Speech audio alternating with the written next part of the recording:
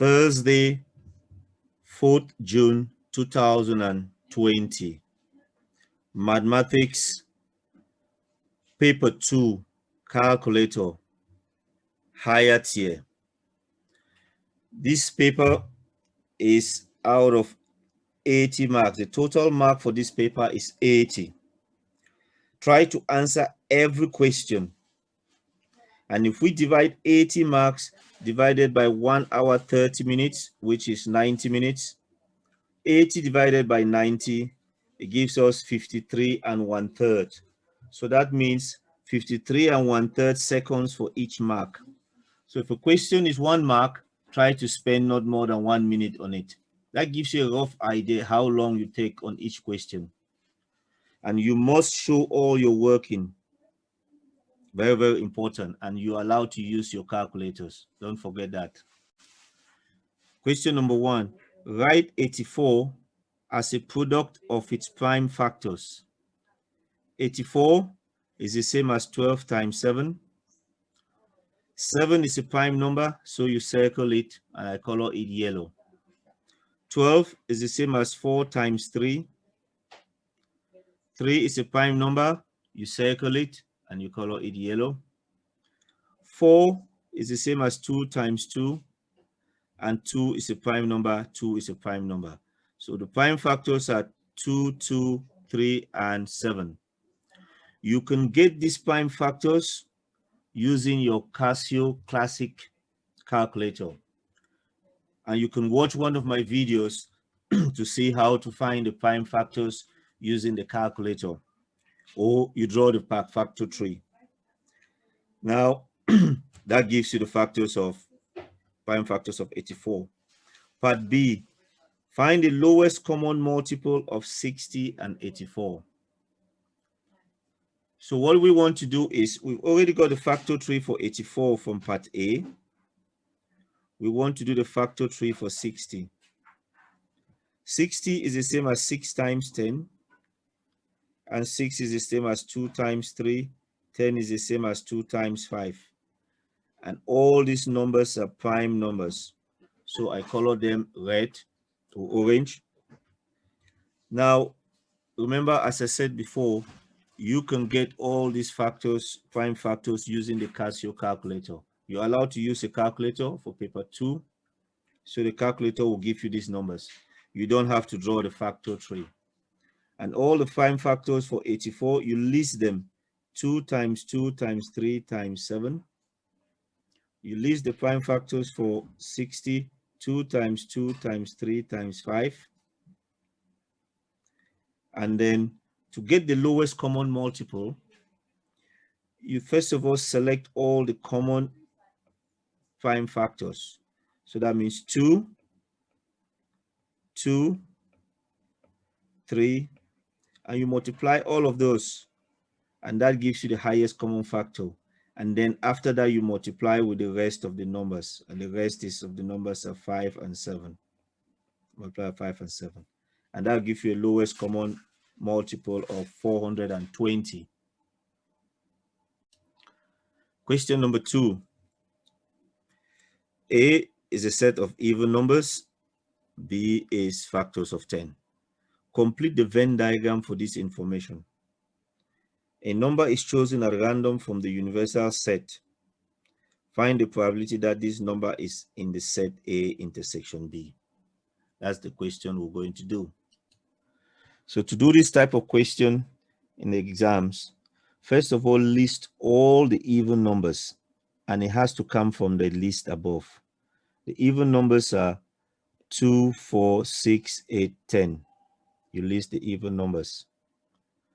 And part B, the factors of 10, all the factors of 10, 1, 2, 5, and 10. Now you use those. Now you can fill it in the Venn diagram. What is common between the two of them? 2 and 10. So 2 and 10 goes in the intersection. And what is left for A, when you take out 2 and 10, you're left with 4, 6, and 8. So 4, 6, and 8 goes in there. And when you remove 2 and 10 for B, what is left is 1 and 5. And all the numbers which you haven't put in A or B, you put it outside, and those numbers are 3, 7, and 9. And that's the Venn diagram completed. And that's for 3 marks. So it's very important to put the numbers in the right places. A number is chosen at random from the universal set. Find the probability that this number is in the set A intersection B. How many numbers are in the set A intersection B? There's 2 numbers. The 2 numbers are 2 and 10. So it's just 2 numbers. How do we work out probability? The probability of an event, that's the general formula. In this case, the probability that the number is in the set A intersection B is given by, the general formula is the number of times the events occur over the number of trials. That's the general formula for probability of an event. Number of times the event occurs over the number of trials. Very important to remember that, because you use it time and time again in all probability questions. In this case, how many numbers are in the universal set? 2 numbers. So we put 2 on the top. How many numbers in total? 10. So it's 2 out of 10. That's what you do to do that probability question. Question number 3. Carlo puts things into small boxes and into large boxes. He puts 6 things into each small box. He puts 20 things into each large box. Carlo puts a total of 3,000 things into the boxes, so that the number of things in the small boxes is to the number of things in the larger box is 2:3. Carlo says that less than 30% of the boxes filled with things are larger boxes. Is Carlo correct? You must show all your working. The way I do this type of question is by highlighting the numbers to make sure you can easily see them, because it's quite difficult to find these numbers when the question is very wordy. So I'll highlight the 6, highlight the 20, the 3,000, 2:3, the 30%. So when I start to do the question, it helps me to pick them out. So in an exam, you can highlight them, or you can just draw a line or a circle around them. So let's start. We have small boxes is to large boxes. So it says 2:3. So now if we multiply 2 times 600, it gives us 1,200. What we do to the left, we do the same to the right. 3 times 600, it gives you 1,800. So now what we have is 3,000 divided by 2 plus 3 gives you 5. 3,000 divided by 5, that will give us 600. So 3,000 divided by 5 will give us 600. And then 1,200 divided by 6, it gives you 200. And 1,800 divided by 20, it gives you 90. And why do we divide by 6? Because he puts 6 in each small box. And why do we divide by 20? We put 20 in each large box. So the total is 200 plus 20, 200 plus 90, it gives you 290. For the large boxes, it's 90 for large boxes divided by the total, which is 290. 90 divided by the total is 290 times 100% to change it to percent. It gives us 31.03%. So the answer is no, because 31.03% is not the same as 30%. It is 31.03%, which it is not less than 30%. It is more than 30%. So we have shown that they say 30%, but we got 31%. So the answer is no. Question number 4. Complete the table of values for y equals to 5 minus x cubed. And then on the grid below, draw the graph of y equals to 5 minus x cubed for values of x from -2 to 2. This question, you can complete the table manually, or you can put this function in your calculator and get the values from the calculator. And then after you plot the graph, you can watch one of my videos to show you how to use the Casio ClassWiz calculator to get the values for the function to plot the graph. So with your Casio ClassWiz calculator, if you enter the function y equals to 5 minus x cubed, you will get the table where you have the column for x and the column for f of x. And those numbers are the ones you use for completing the table. So there are instructions. There's a video with instructions on how to do that using this Casio ClassWiz. Once you've done that with the calculator, you take the numbers and fill it in the table. So -2 will give you 13, 0 will give you 5, 1 will give you 4, 2 will give you -3. Very important to fill them in the correct boxes, because that's the total. It gives you 2 marks in the exams. Don't put them in the wrong boxes. Make sure you write them in the correct boxes. And you can check them without a calculator, like substitute 0. 0 cubed, 5 minus 0 cubed is 5. And you substitute 1. 5 minus 1 cubed is 4. Now you use those points to plot the graph. -2, 13 is this point there. -2 to the left, 13 up, that's point. -1 to the left, 6 up, -1, 6. 0, 5, 0 up, you go to 5. 1, 4, 1 to the right, 4 up, you mark it there. 2 minus 3, 2 to the right, -3 down, you mark it there. And you join it with a smooth curve. Do not use a ruler. No ruler. It is a curve. It's a cubic curve, and it's the x cube is minus, so that's why it's coming down.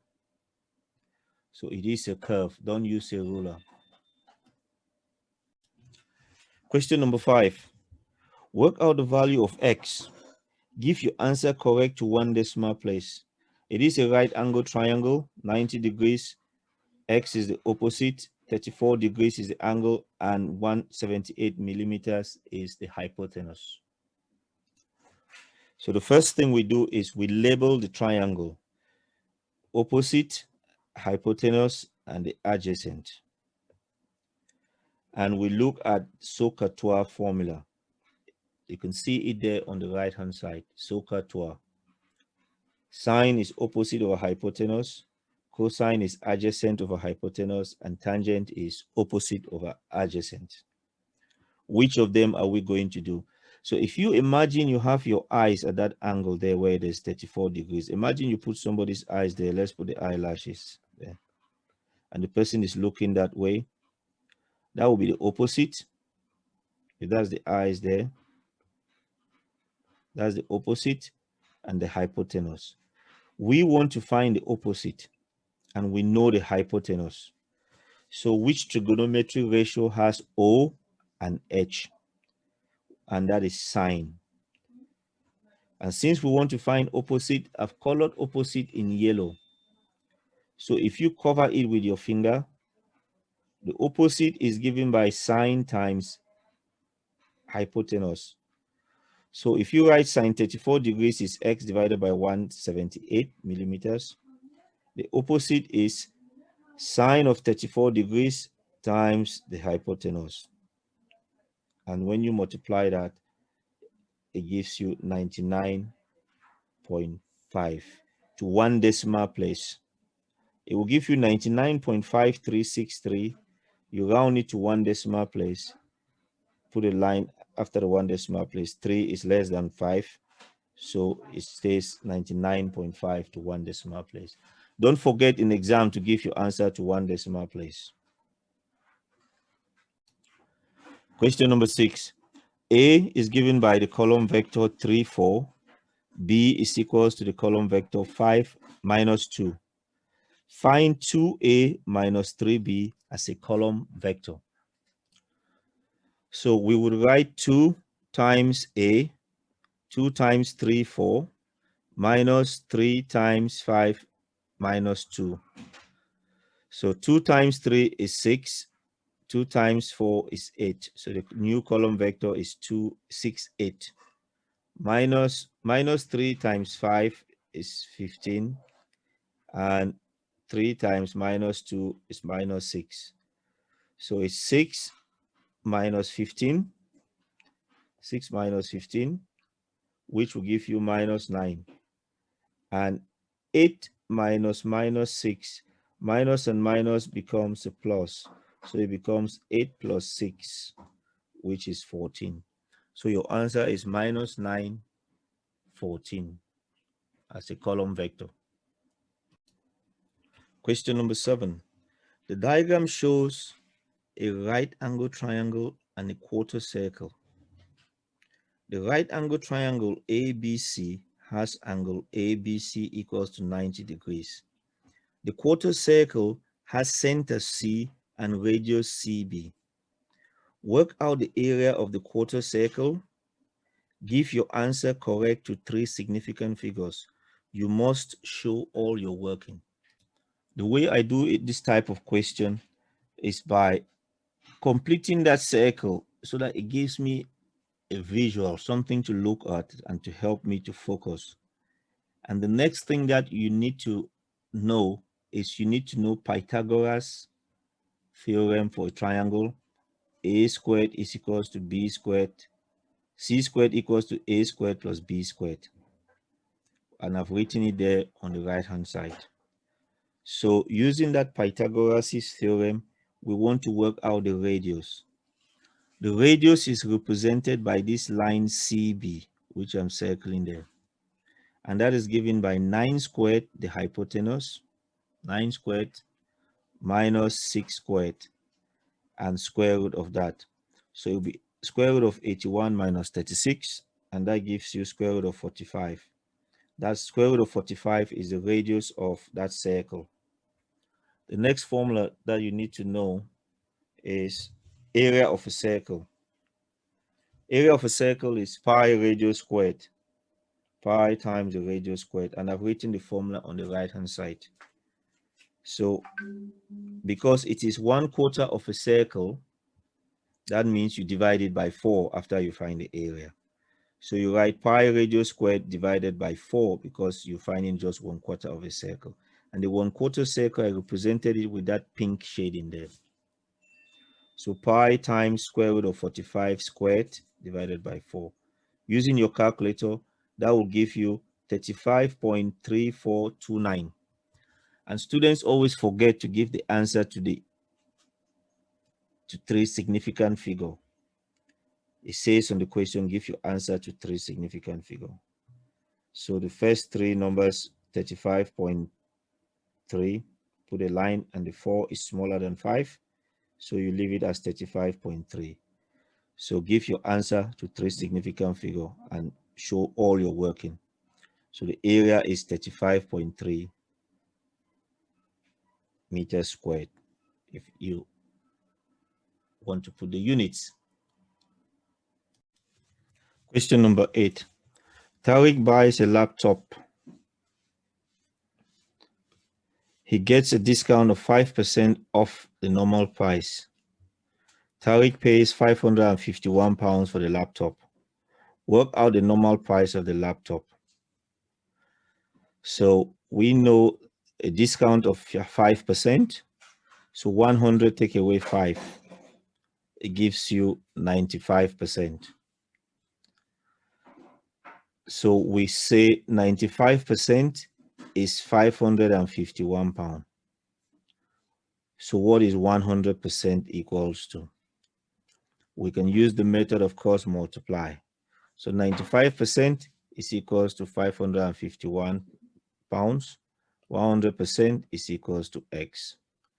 Because multiply 100 times 555, 95 times X. And then you will divide by 95. So 100 times 551 divided by 95, it gives you 580. So this is the cross multiplication technique I've written at the top right there. A divided by B is equals to C divided by D. When you cross multiply, that means A times D is equals to B times C. And you can rearrange it and solve it if it's in an equation where you have numbers. Right. Part B, Joan invests £6,000 in a savings account. The savings account pays compound interest at a rate of 2.4% for the first year and 1.7% for each extra year. Work out the value of Joan's investment at the end of 3 years. The formula you need to remember is this one. Value after 1 year is equals to the multiplier times original value. How do we get the multiplier? And the original value is given in the question. Original value is 6,000. So you use 6,000. Multiplier, to get the multiplier, you will add 2.4 plus 100. So 100 plus 2.4%. It gives you 102.4%. And then you divide by 100. So you add 100 and divide by 100. That will give you 1.024. Because it's 102.4 divided by 100. So it's 1.024%. That's how you get the multiplier. Get multiplier, add 100, and then divide by 100. So multiply 1.024 times 6,000. So that formula there is very important. You can also write the formula as new value is equals to original value times multiplier to the power n. This n at the top there is the number of times or number of years. If it's for 2 years, n will be 2. For 3 years, n will be 3. So that new value is 6,144 after 1 year. So now that becomes your value now for the next investment. So your new original value is that 6,144. Now you're investing it at 1.7% for 2 years. 1.7%, you want to get the multiplier. You add 100 and then you divide by 100. It gives you 1.017. And you square it because you're doing it for 2 years. So 6,144 times 1.017 squared, which gives you 6,354.67. It is money, so you give it to 2 decimal places. And that's your answer for that. Question number 9. Aisha recorded the heights in centimeters of some girls. She used her results to work out the information in this table. The least height, 142 centimeters. Lower quartile, 154 centimeters. Interquartile range, 17 centimeters. Median, 162 centimeters. Range, 40 centimeters. Aisha drew this box plot for the information in the table. The box plot is not fully correct. Write down 2 things Aisha should do to make the box plot fully correct. So to do this type of question, you look at the box plot and look at the things that you need to change on it. Now, is the median correctly plotted? In this case, plot the median at 162, but they have plotted the median at 161. So the median was plotted at 161 instead of 162. So that's one mistake. You can look now at the upper quartile. Plot the upper quartile at 171, not 172. So the upper quartile was plotted at 172 instead of 171. So that's a mistake done. That's the second mistake. Or you can say it as the median has been plotted at 161 and then the upper quartile at 172, which are the wrong positions. And that would give you the mark. So that's just another way to say the same thing to correct those two mistakes. And it's a 2-mark question. Question number 10, simplify 1 over m squared all to the power 0. Any number raised to the power 0 is 1. That's something you need to remember. And the formula for that is a to the power 0 is equals to 1. So that you just need to learn that. And when you see that in exam, any number or fraction raised to the power 0 is 1. And that's for 1 mark. Simplify, part B, simplify 8 bracket x minus 4 divided by bracket x minus 4 all squared. You look at the numerator and the denominator. Look at what is there to cancel.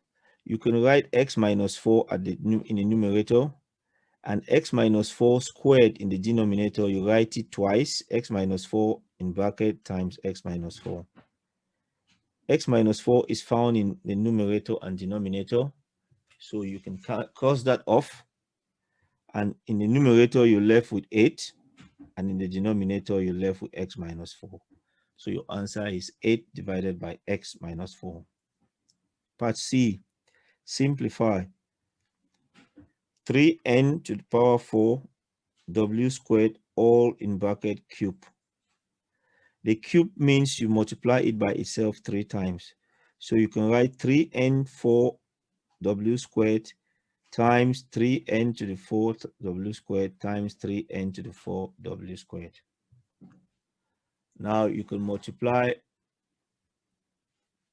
the numbers. So we would have, let's correct this because that's not 9. We have 3 times 3 times 3 will give you 27. N to the power 4 times n to the power 4 times n to the power 4. You add 4 plus 4 plus 4. 4, 8, 12. It gives you n to the power 12. W squared times w squared times w squared. You add the powers 2, 4, 6. So it's w to the power 6. And this one was 3 times 3 times 3, which gives you 3 times 3 is 9, 9 times 3 is 27. So your answer is 27, N12, W6. Jack is in a restaurant. There are 5 starters, 8 main courses, and some desserts on the menu. Jack is going to choose 1 starter, 1 main course, and 1 dessert. He says that there are 240 ways that he can choose his starter, his main course, and his dessert. Could Jack be correct? You must show how you get your answer. These questions is quite wordy. So the first thing I do is I highlight all the numbers. Highlight the 5 starters, the 8 main course. Highlight the important things, 240. So in that way, it helps me to find it quickly when I need it to do the question. So we need to know the number of combinations. 5 starters and 8 main course. So 5 times 8 gives you 40. So if you have 240 divided by 5 is 48, or 240 divided by 8 is 30, or 240 divided by 5 divided by 8 gives you 6. Or you can look at it as 5 times 8 and times, what do you times by to get 240? So that answer is 6. So yes, and the fact that you can work out to get 6 there. Could Jack be correct? Yes, Jack could be correct. Question 12. The graph gives information about the volume V liters of petrol in the tank of Jim's car, and it has traveled a distance of d kilometers. So the volume is plotted on the y-axis and the distance is plotted on the x-axis. Find the gradient of the graph. So to find the gradient of the graph, the technique is to look for a triangle where you can easily read the numbers of the scale. So I have picked this triangle where you can see 20 there easily for the y2, and you can see 0. So it goes from 0 to 20. So the rise, the vertical height is 20 minus 0. It's easy to read that. And the horizontal, the run is 300 minus 75. 300 minus 75. And that's easy to see on the graph. So 20 minus 0 over 300 minus 75. You put that in your calculator, it will simplify it to get 4 over 45. And 4 over 45 is 0.089. And if you round it to 2 decimal place, it's 0.09. And because the graph is going down from the right to the left, the graph is going down, so it's minus, it's negative gradient. Okay, now it says interpret what the gradient of the graph represents. Part B, what does the gradient represent? The y value, the y-axis is the volume in liters, and the x-axis is distance in kilometers. So it represents the volume of petrol used for each kilometer. So the volume used per kilometer, volume of petrol used for each kilometer. So you can use it as liters per kilometer. Liters per kilometer. How many liters for each kilometer? Or you can use it as a rate of fuel consumption. How much fuel you consume per kilometer. Or you can put some numbers. For every 9 liters, you can travel 100 kilometers. And you can read that from the graph, and it helps you to interpret what the gradient represents. For every 9 liters, you travel 100 kilometers, which is from that 9 over 100, because the gradient is 9.909, so it's 9 over 100. Question number 13. Here is a triangle. Work out the length of AB. Give your answer correct to 1 decimal place. I have highlighted AB in pink. And the rule we're going to use the sine rule. So it's important to write down the sine rule. There it is for finding angles. Sine A over A is equals to sine B over B is equals to sine C over C. You can pick 2 of them and use at the same time. So how do we work out the angle CAB? CAB, the triangle, the angles add up to 180. So CAB is given by 180 minus 34 minus 26. So we know the angle CAB is 120 degrees. Now apply it in a sine rule.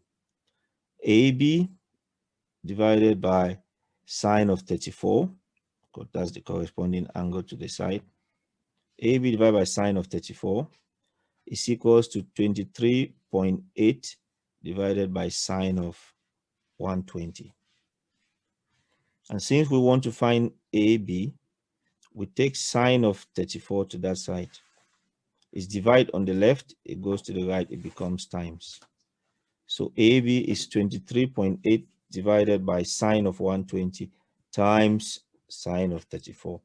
Put that in your calculator at once. It would give you 15.4. So the length of AB is 15.4 to 1 decimal place. Question number 14. Here are 2 squares, A and B. The length of each side of square B is 4 centimeters greater than the length of each side of square A. The area of square B is 70 centimeters square greater than the area of square A. Find the area of square B. Give your answer correct to 3 significant figures. You must show all your working. You can go and try this and pause it and try it, and then you come back and see how it's being done. First thing is work out the area of A. The area of a square is the length times the width. So we call it x. So we call it x times x. So the area of A is x times x is x squared. Area of B. B is 4 centimeters greater than A. So each side for B is x plus 4 because it's 4 centimeters bigger. X plus 4 times x plus 4. You multiply out the bracket using the FOIL method, first, outer, inner, and last. And that will give you x squared plus 4x plus 4x plus 16. You add the 4x, collect like terms, 4x plus 4x, it gives you 8x. So you have it as area of B is x squared plus 8x plus 16. Now, it also says in the question, area of B is 70 plus area of A. It's 70 centimeters square greater than A. So it's 70 plus the area of A. So we write down the area of B, x squared plus 8x plus 16 is equals to 70 plus x squared, which is the area of A. So put everything on one side. So x squared goes to the left side. So x squared minus x squared is 0. 16 goes to the right. 70 minus 16 is 54. So you're left with 8x is equals to 54. What do you multiply by 8 to get 54? Or you can say 54 divided by 8 is 6.75. So to find the area of B, you will substitute the 6.75 for x inside that expression. So it would be 6.75 plus 4 all squared. And that will give you 115.56. And to 3 significant figure, it means the first 3 numbers to 3 significant figure. So 1, 2, 3, you put a line, and that would give you 1, 1. If you round to 3 significant, that would give you 116, not 115, 116. Question number 15. Describe fully the single transformation that maps triangle A onto triangle B. So we want to go from triangle A to triangle B. If you look at the sides, it's 2 for triangle A. On that side, a corresponding side is 3. It's 2 there, and the other one is still 3. It's 3. So you want to find the scale factor. Scale factor is the long side divided by the short side. So scale factor is 3 divided by 2, which is 1.5. But if you notice, the triangle has been inverted, which is on the other side of the center of enlargement. So it is minus, negative. So it's minus, scale factor is minus 1.5. And the center of enlargement is 1, 1. And you get that by drawing these guidelines. You pick a point and a corresponding point, you draw a guideline. You pick a point and a corresponding point, you draw a guideline. And where the guidelines cross is the center of enlargement. So there's 3 things. It's an enlargement, scale factor is minus 1.5, and the center is 1, 1. You need to list those things to make all of them so that you can get all the marks. Question number 16. Here are the first 5 terms of a quadratic sequence: 10, 21, 20, 38, 61, 90. Find an expression in terms of n for the n term of this sequence. Couple of methods to do this type of question, but in an exam, I tend to prefer to use the formula. The formula methods work all the time. All you have to do, the effort is to remember this formula, and you write it down and you find out the values. So I've written there on the top right the things you need to remember when you want to get the formula for the n term of a quadratic sequence. So these are the formula there in that yellow box there. 2a is equal to the second difference. 3a plus b is equal to the second term minus the first term. A plus b plus c equals to the first term. Now, your answer for quadratic sequence has to be an squared plus bn plus c, because it's a quadratic sequence. The n is power squared. Now we need to find out what a, b, and c are. So the aim is to find what a, b, and c is and substitute it in that formula for quadratic sequence. So we first of all write the sequence which is given in the question and find the first difference. The first difference, 21 minus 10 is 11. 38 minus 21 is 17.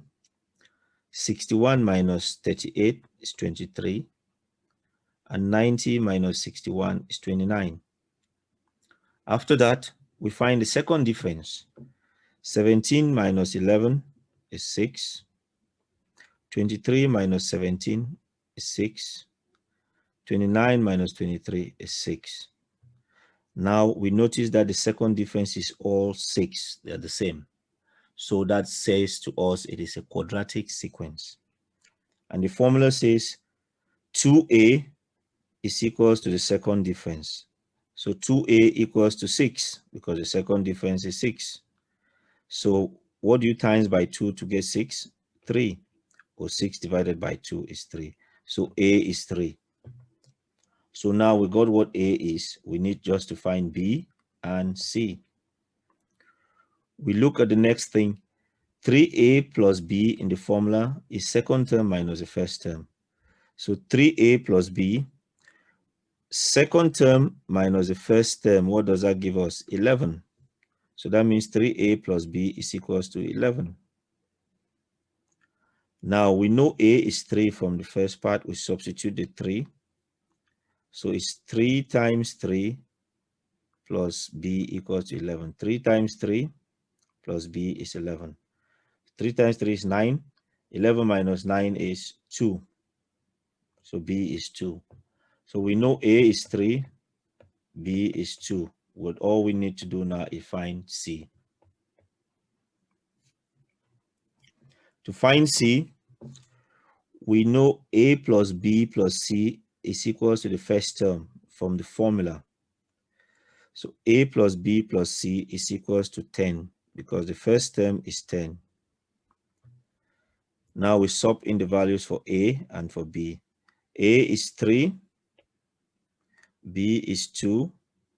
So 3 plus 2 plus c equals to 10. So 3 plus 2 is 5. And what do you add to 5 to get 10? You add 5. So c is 5. Now you can write down the quadratic n term using the an squared plus bn plus c. A is 3, so it's 3n squared. B is 2 plus 2n.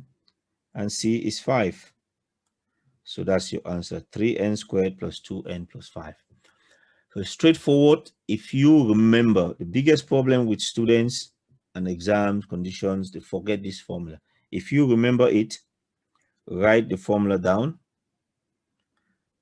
do the first difference, do the second difference, substitute the values for a and b, and to work out c.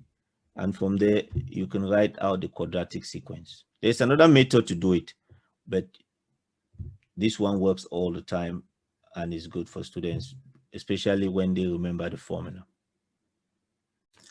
Question number 17. When I mark these GCSE exams, these are the typical kind of questions where students just need to remember certain things and write them down. It says write down the coordinates of the turning point on the graph of y equals to x plus 12 all squared minus 7. It just says write down, and since it's 1 mark.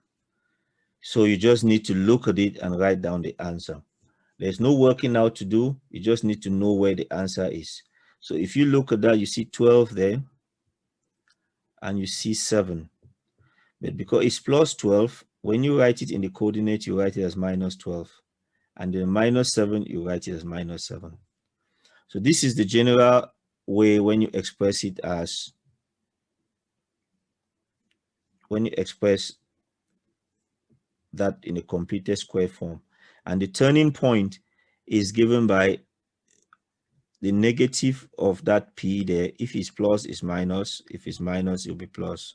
And this q there is plus q there. If it's minus q, it will be minus q there. And you just need to be able to identify that and write it down to get that mark. Question number 18. The diagram represents a solid cone. The cone has a base diameter of 20 centimeters and a slant height of 25 centimeters. A circle is drawn around the surface of the cone at a slant height of 10 centimeters above the base. The curved surface of the cone above the circle is painted gray. Work out the area of the curved surface of the cone that is not painted gray. Give your answer as a multiple of pi. You must show all you're working out. First thing you do is to find the curved surface area of a cone. And the formula is given at the top right there. Curved surface area of a cone is pi times the radius times the slant height. So pi times the radius is 10, because 20 divided by 2 is 10, times the slant height is 25. The slant height is 25, the radius is 10. And that gives you 250 pi for the curved surface area of the whole cone. Now you want to find the radius of the gray colored cone. So we're going to do ratio. The ratio of the small cone, the ratio of the radius of the small cone divided by the radius of the big cone, radius of the small cone divided by radius of the big cone is equal to m divided by L, where L is the length, the slant height. So we want to find the slant height, and m is the slant height of the small cone. So we could have called this small l and capital L. I've just used m for the slant height for the small cone and L for the slant height for the big cone. So m small cone divided by the big cone, and r small cone divided by the big cone. With that in mind, we can find this ratio. The radius is, take the arrow to that side, is divided by arrow on the left, it goes to this side, it becomes times r. So it's m over L times r. So that's 15 over 25 times 10, which gives you 6. And we get 15 by doing 25 minus 10. 25 minus 10, it gives you 15. So that gives you the radius of the small cone to be 6. Now, the curved surface area of the cone is pi times radius times L. So pi times radius is 6 times the slant height is 15. That gives you 90 pi. So we know the curved surface area for the big cone. We know the curved surface area for the small gray cone. So the curved surface area of this yellow part, which I've colored there, you subtract 250 pi minus 90 pi. Is the curved surface area for the big cone minus the curved surface area for the small cone. It gives you the curved surface area of that yellow part. And that yellow part is called a frustum. A frustum, if you want to know the name. And that will give you 160 pi. Give your answer as a multiple of pi. You leave it as is 160 pi. Question number 19. A hot air balloon is descending. The height of the balloon n minutes after it starts to descend is h n meters. The height of the balloon n plus 1 minutes after it starts to descend, h plus 1, h and then n plus 1 meters, is given by h n plus 1 equals to k times h n plus 20, where k is a constant. The balloon starts to descend from a height of 1,200 meters at 9:15. At 9:16, the height of the balloon is 1,040 meters, 1,040 meters. Work out the height of the balloon at 9:18. So what we want to do is, I've highlighted the important things in the question, the numbers and the times. So Hn is 1,200 meters. So when you start is 1,200 meters. After time n plus 1 minute, Hn plus 1 is 1,040 meters. So the balloon is descending from 1,200, it's come down to 1,040. So we need to substitute and find k. So we'll write down the formula which is given, the equation which is given in the question. Just copy it and write it there. Substitute at n plus 1 minutes, the height is 1,040 because it's come down. But the height at the start is 1,200. At the beginning is 1,200. It's come down to 1,040. So we want to solve this equation to find k. So we remove 20 and then we divide by 1,200. So minus 20, so 1,040 minus 20, and then divide by 1,200. In your calculator, that gives k to be 0.85. And we can write that equation now and put in the value of k. So h n plus 1 minutes later, the height n plus 1 minutes later is equals to, instead of k, we put 0.85 times the height at the beginning plus 20. So at 9:17, at 09:17, it is 104 or 1,040. So when we substitute, Hn is 1,040. So you would substitute 0.85 times 1,040 plus 20. That will give you 904 meters. So that means at 09:17, it has dropped to 904 meters. It dropped from 1,004 to 904. So you can see here, it started at, if you look at the bottom left, it started as 1,200. It dropped to 1,040. And then at 9:17, it goes to 904. So as the time is increasing from 9:15 to 9:16, the height is going down because it's falling down or dropping down. So now we want to work out the height at 9:18. So the constant is 0.85 times, we use this 904 because that's where it is dropping from, plus 20, and that gives us 788.4 meters. So at 9:18, it has dropped to the height of 788.4. So you can see that as the height is increasing, as the time is increasing, the height is decreasing because it is falling down. There are only red sweets and yellow sweets in the bag. There are n red sweets in the bag. There are 8 yellow sweets in the bag. Sajis is going to take at random a sweet from the bag and eat it. He says that the probability that the sweet will be red is 7/10. Show why the probability cannot be 7/10. So the way you do this type of question, you want to find the total. The total is n plus 8. And this formula for probability, I've written it on the right-hand side. Probability of something, of some event happening, is the number of times that event happens, for this case A, over the total number of trials. So the number of red is n. So if we have probability of red is the number of times red happens is n, divided by the total is n plus 8. And they say that should be equals to 7 over 10. So that means n divided by n plus 8 is equals to 7 over 10. We can cross multiply. 10 times n is 10n. 7 times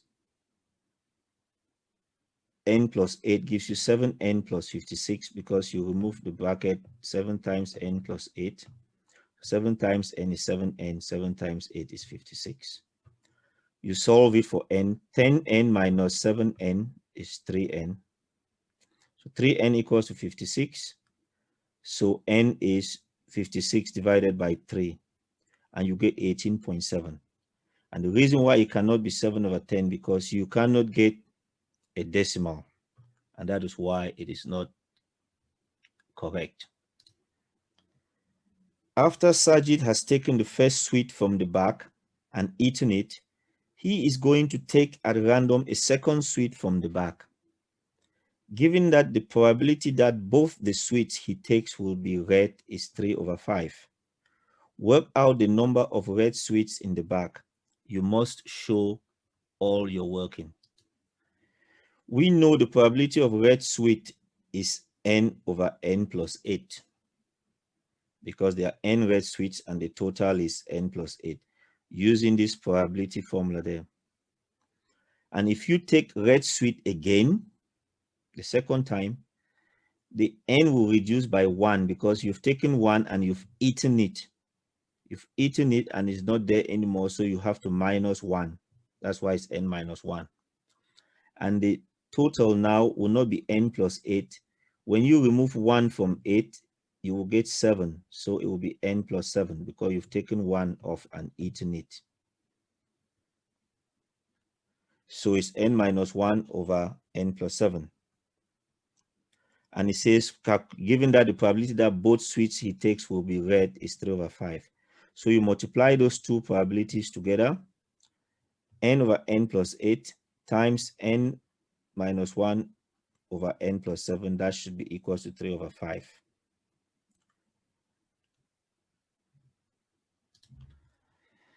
So we now have to multiply this out. So that would mean n times n is n squared, n times minus 1 is minus n.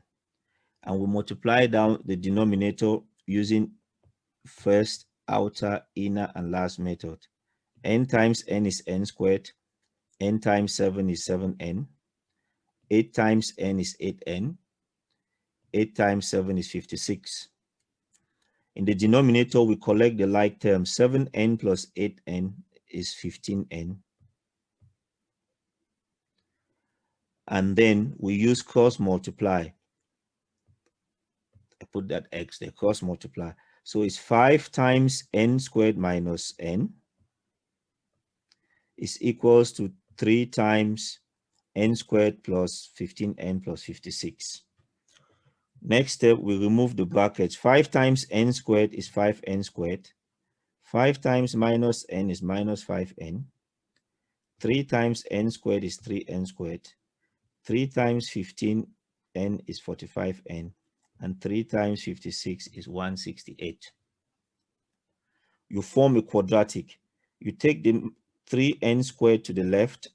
5 take away 3 is 2. So you have 2n squared. Take the 45n to the left. Minus 5 minus 45 is minus 50. And then you take the plus 168 to the left. You get minus 168 equals to 0. Now you can use your calculator, or you can simplify further. You divide by 2. Divide by 2, divide by 2, divide by 2. You get n squared minus 25n minus 84 equals to 0.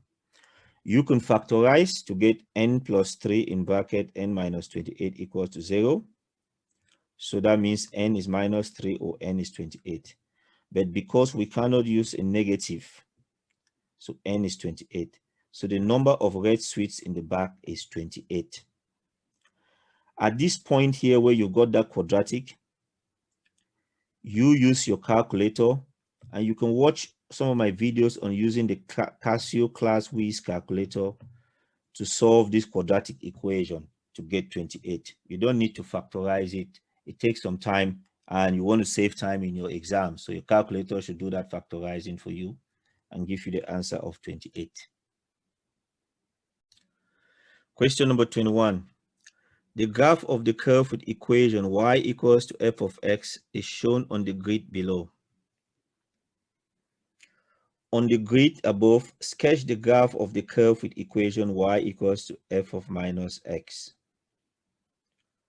So when you want to sketch the graph of f equals to minus x, that means the graph is reflected in the y-axis.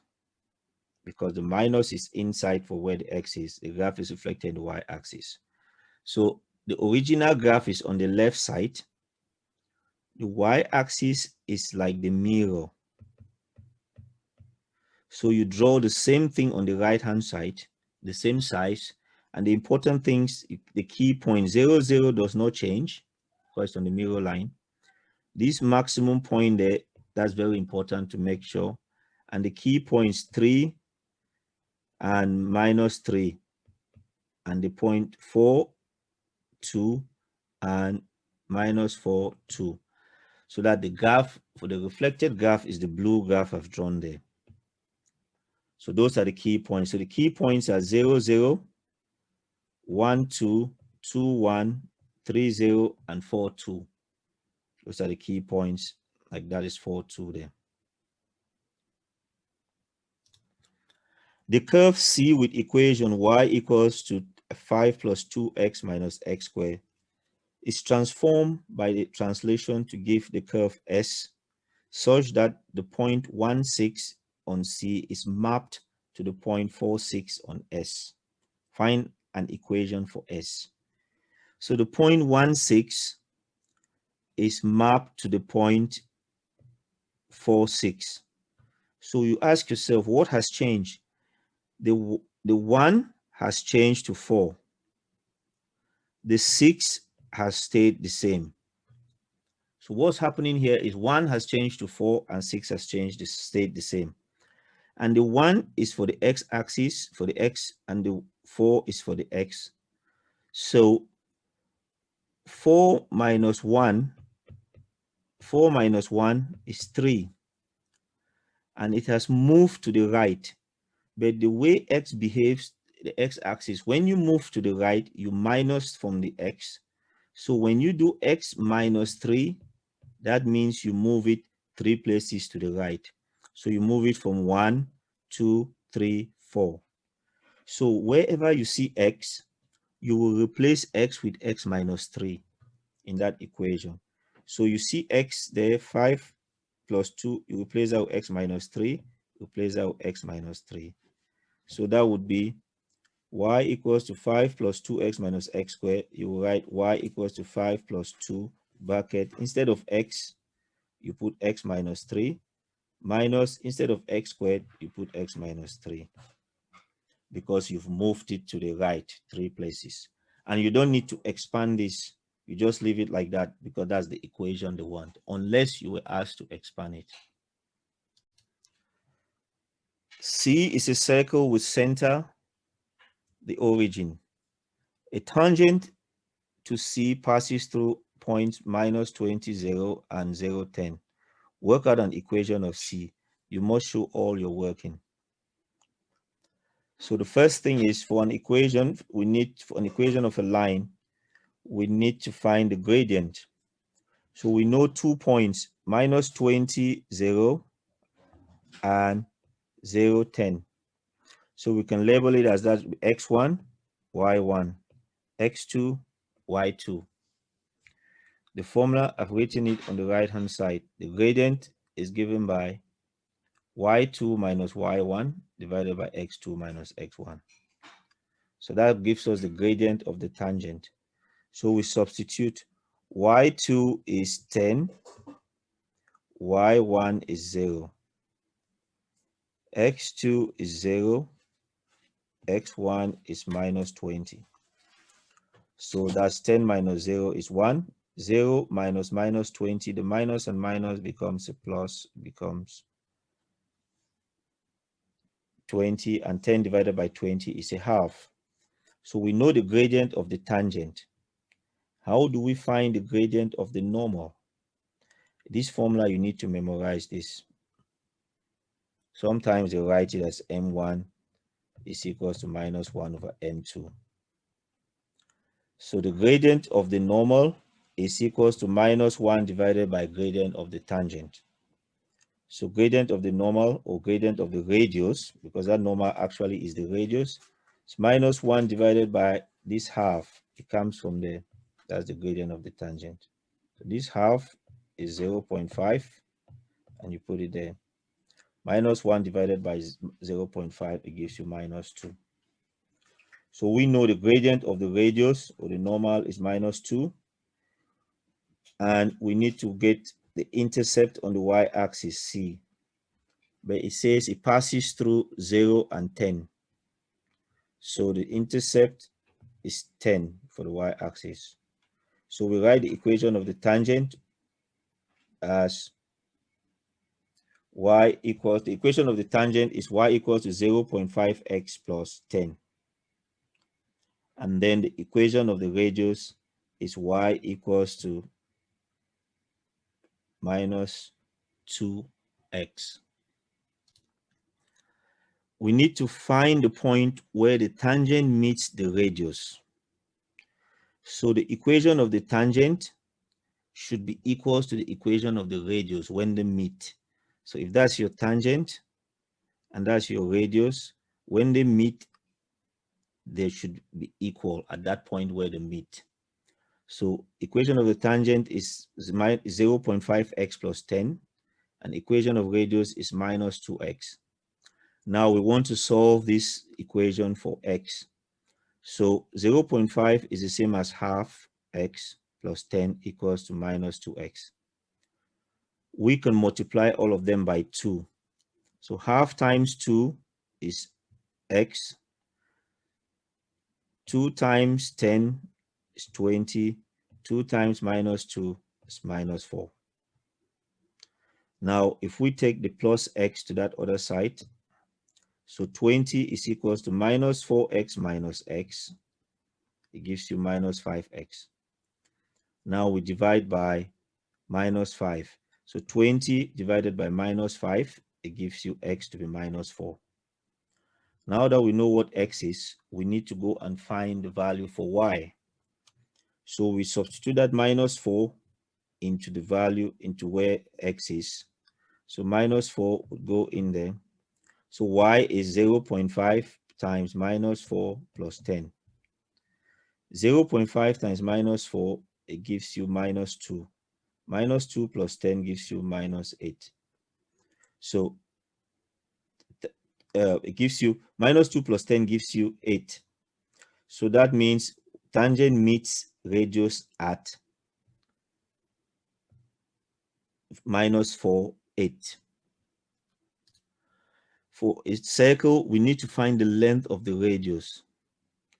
Since the center is 0, 0, and the tangent and the radius meet at minus 4, 8, I will show you a picture of this at the end so it will make a bit of sense and you can go over it again because it's quite a long question. You will use Pythagoras to find the distance from the center to the point where the tangent and the radius meet. So c squared is equals to a squared plus b squared. And I'll put the formula for Pythagoras theorem on the side there. So that would be radius is 4 squared plus 8 squared square root.